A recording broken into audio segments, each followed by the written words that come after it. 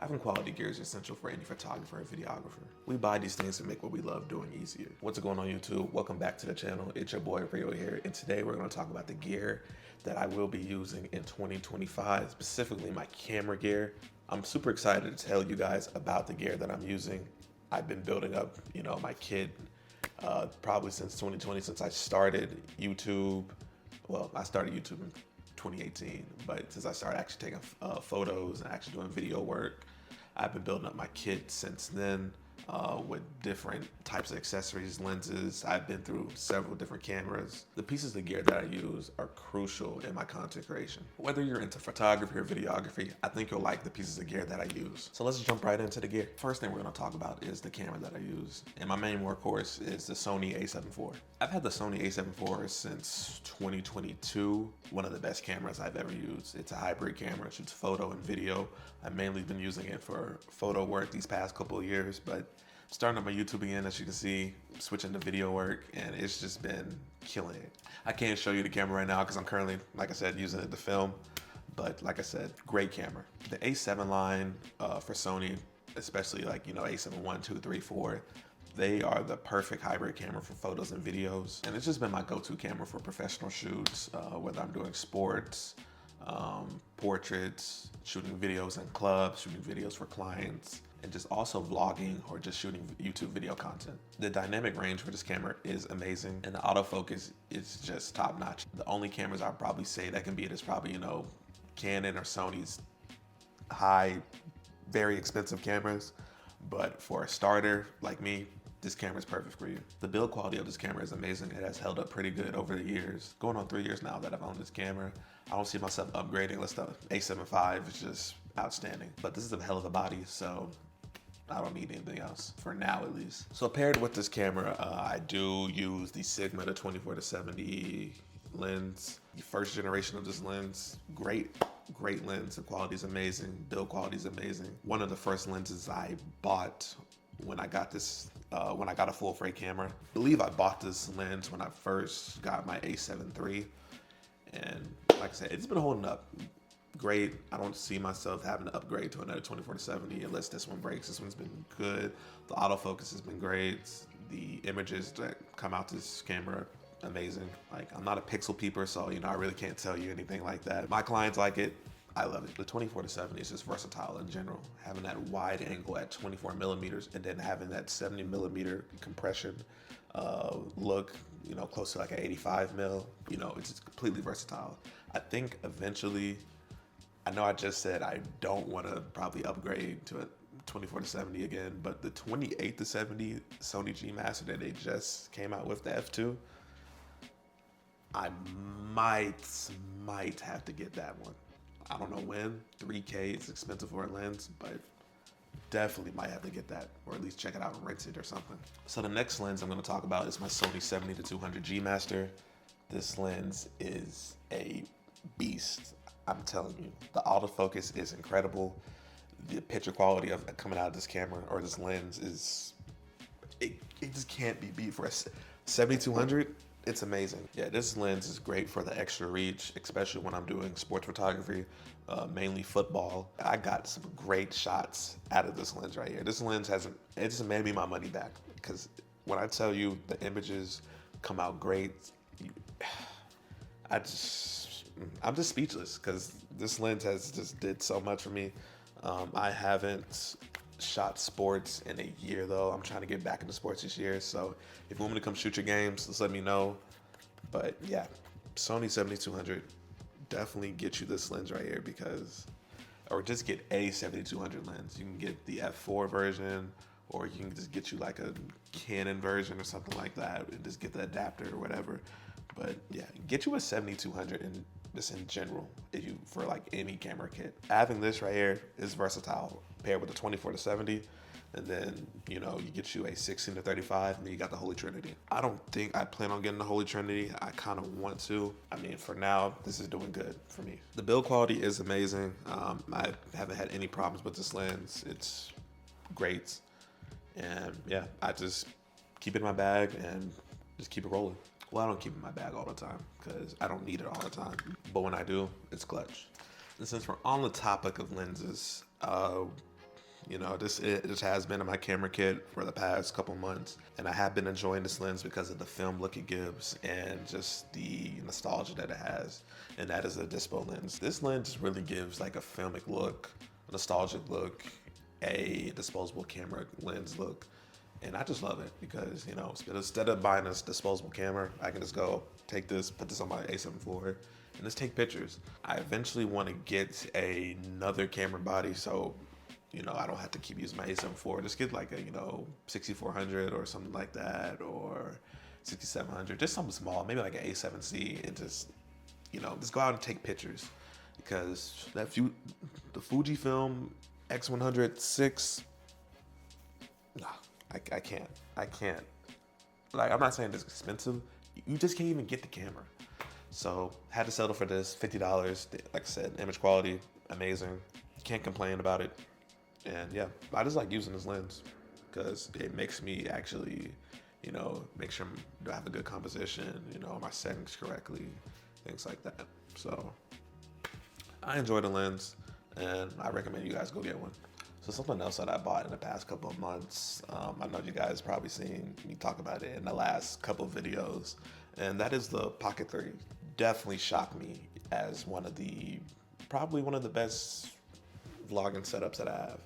Like I said, easy, portable. I'm able to just take it anywhere, put it in my pocket, and it's been holding up pretty good. I haven't posted a vlog in so long, I'm sorry. I do have a vlogging channel though that I'm gonna put in the description area for you guys to subscribe to, but I don't have to say too much about it. I done made a whole review about it. I'm also put that down in the comments, but yeah, Pocket 3, very essential in my camera kit. I enjoy using it, very simple to use. Videos are easy to edit, and yeah, I enjoy the camera, so Pocket 3. As far as the audio goes in my camera kit, I do use the DJI Mic Minis. Like I said, I've talked about these before too as well. Great mics.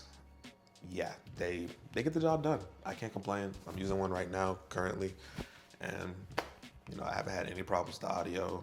I'm switching over from the Rode wireless Go-2s.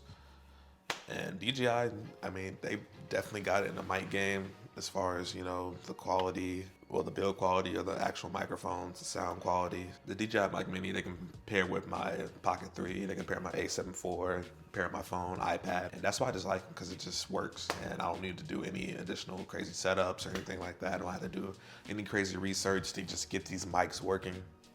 Rode. But yeah, DJI Mic Minis, essential part of my camera kit. I enjoy using them.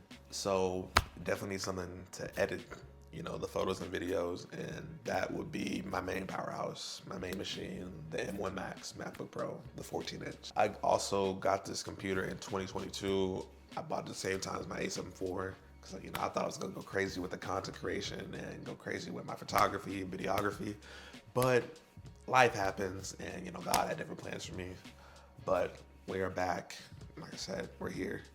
And yeah, I've been having this laptop since 2022, and no problems with it. It runs smooth, edit 4K video easily, like no hiccups. I haven't seen, you know, the beach ball at all. I've probably seen it like a handful of times since I owned this MacBook, but it's been holding up pretty good. Build I have is M1 Max, you know, the best of the best of what it was when it first came out. 64 gigs of RAM, 2 terabytes of storage. Another thing is, I did buy this off eBay. I bought it used, but the thing is, I bought it with Apple Care. So it does still have its Apple Care on it. So if something happens to it, you know, just take it to Apple, they'll fix it, or hopefully they just give me a new one. You know, the M4 Max is looking good, but I don't see myself upgrading anytime soon to any of the new ones unless it's gonna be like a crazy design change. But as far as like the chips, I mean, the chips are definitely faster. I've seen all the videos of it, and they've been blowing the M1 Max out the water. I can't lie. But the M1 Max still holds its own. Like, it can still do what I need for it to do. I'm not adding any crazy, you know, motion, VFX stuff in it, or, you know, any crazy plugins or things like that. No crazy graphics.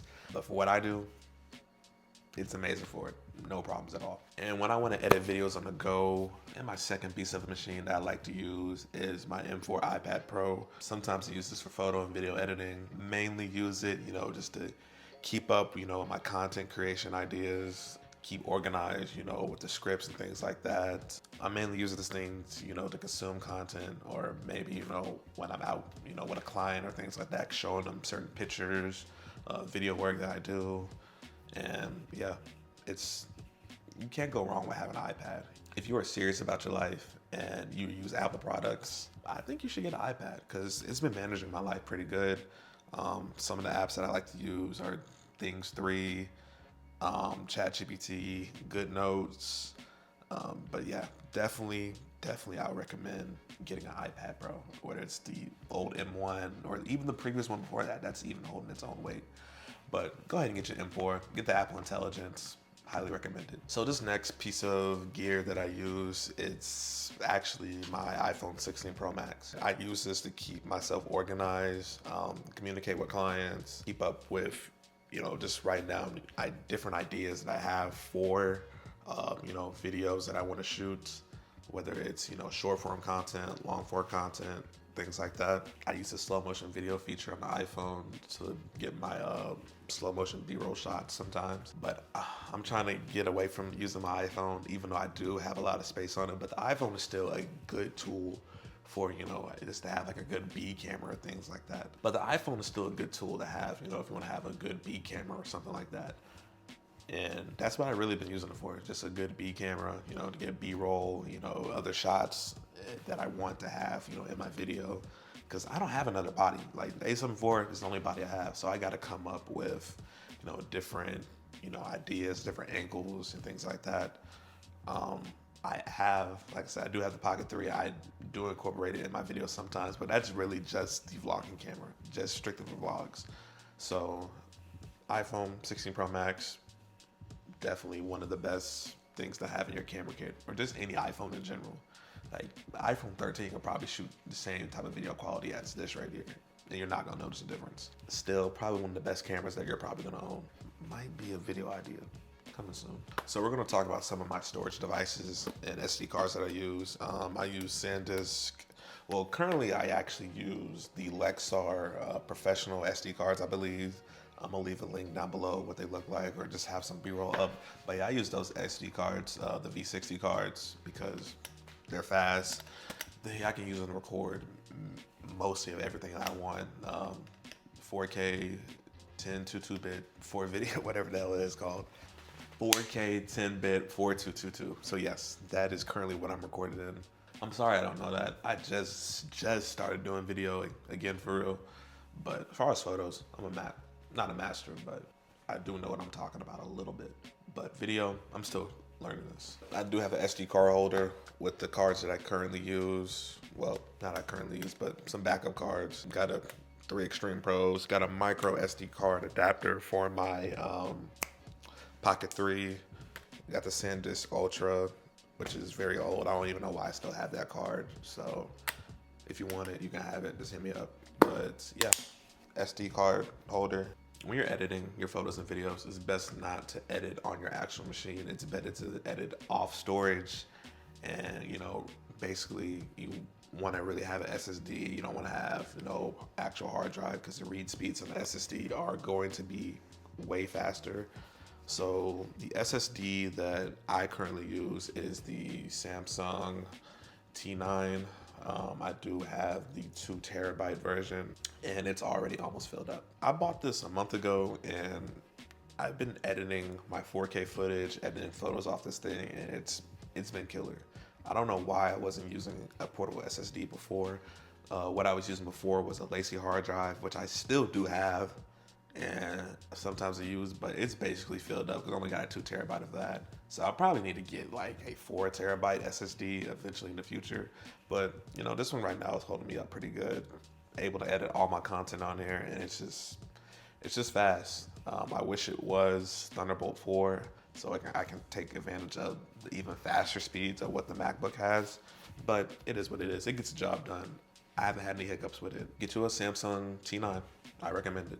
So a piece of gear that I have bought recently is the Neewer, I think, what is this called? It's called the Neewer Auto Dolly, the Neewer Auto Dolly. I just got this week. I haven't even tested it out yet. I'm testing it out with my B-roll with all my camera gear right now, so hopefully the footage is smooth, it comes out good. The auto dolly, I think is cool. I couldn't afford, you know, the actual slider, things like that. So I got this and I've tested it out and it's pretty good. You know, I definitely recommend it. $85. Can't go wrong with it. I'm using it with my 24-70 lens, and the stabilization, it could be better. At first it was kind of leaning over a little bit, but I did make the proper adjustment so it can balance easier, and it's been good.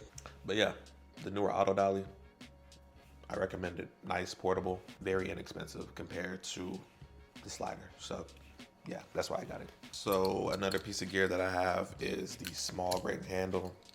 I think everybody should own one. You know, they're $50. You just never know when you're gonna need one to do video work and have that stabilization, you know, have that underhand sling.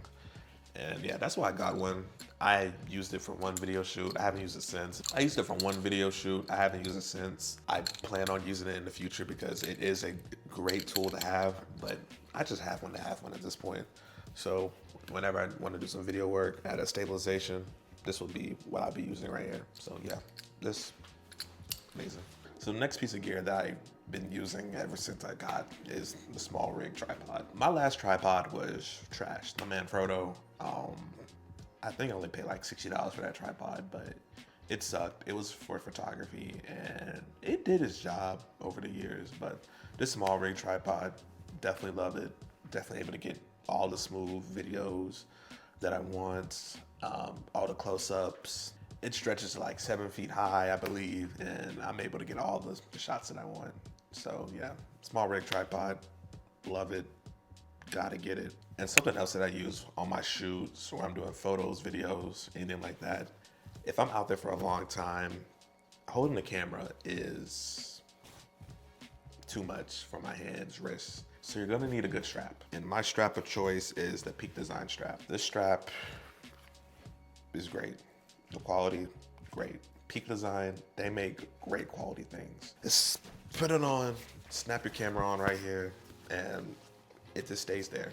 And with the Peak Design anchor system, strap system, whatever they call it, with the red anchors, straps on easily, take it off easily, and I just like using it. So Peak Design strap, I honestly don't leave the house without it. Even if I know I'm still not gonna need it, I just take it just in case, because you just never know. So let's talk about the lighting and flashes that I use. The light source, the main light source that I'm using right now is a $50 light source from Amazon. It's called Mountdog. I saw it in a Think Media video. I was like, yeah, definitely need this light, and it's been pretty good. Can't go wrong with it. $50, simple light source, different settings, its own remote, and I'm just able to get the light that I want from my videos and the type of quality that I'm able to bring to my videos. It's a softbox light, different settings. You have a warm setting. You have the, bright LED settings. I currently have the warm setting on, and hopefully I look good. Like, let me know. But I just mainly use this for video. I don't really plan on taking this out the house or anything like that. So it mainly stays right here. So the flashes that I use, the off-camera flashes that I use the 8300. I bought that years ago or a year and a half ago. Love using it to take it on outdoor shoots to get that off-camera flash for certain people, and it just makes the shoot look more professional. I'm still trying to master to use the off-camera flash, different angles and things like that. I have used it before on plenty of shoots, and the photos came out fine, even though I noticed little things, but the clients didn't notice. Camera flash that I use, the on-camera flash that I use is the Godox V860 2S. So yeah, this is the on-camera flash that I use. Sometimes I use this off the camera as the second flash that I use for the two flash setup. But yeah, second flash that I use, pretty good flash. I don't have this for probably 3 years now, and it's been a good flash. I can't complain about it. Like I said, I'm still learning, still trying to master things, and I do have all this gear, so I'm like, I might as well be able to use it. So yes, the Godox V862S, good flash. I don't think they sell this no more. They probably have a newer version. No problem with this flash at all. And to control those flashes, you gotta have a flash trigger. Still learning how to work everything. Have used this before and it's worked fine. So I definitely can learn it. I just have to get more shoots and to be able to do this. I'm probably gonna be doing a lot of free work lately to build up my portfolio, even though it's already decent. But I just wanna get, some extra work in with this right here and the flashes so I can just be a master of that. But yeah, get you a flash trigger, Godox. This is the one for the Sony. Get you one. So we're finally at the miscellaneous stuff on my camera kit, all my camera gear, and you want to have good batteries. And you want to have the brand batteries that go along with your camera. So if Canon makes their batteries, get you a Canon battery. Sony batteries, get your Sony battery. Do not get third-party batteries. Even though they seem good and cheap at the time, they mess up your camera. And they don't last very long either. So definitely get the brand batteries that go with your, manufacturer's camera. So I got Sony batteries. I only have 2. I currently am using one in the camera right now. But yeah, get you the Sony batteries. Highly recommend. They last a very long time. And I never have to charge them. I mean, of course I have to charge them when I get home. But when I'm at a shoot, I only need 2. And I normally use the batteries with the vertical grip. The vertical grip is definitely one of my favorite accessories for the Sony A7IV. Because since I'm a photographer, holding this camera gets uncomfortable sometimes. So having the vertical grip, having the extra room to hold your pinky and to grip the camera is amazing. Because the grip on that is not the best. So getting this vertical grip changed my whole perspective of photography. And you can just easily switch over your camera like this so you can get vertical shots. And yeah, I just love it, especially with the batteries in there. It lasts all day. It lasts me for all day shoot, events or anything like that. And I can't complain about it. So yeah, vertical grip.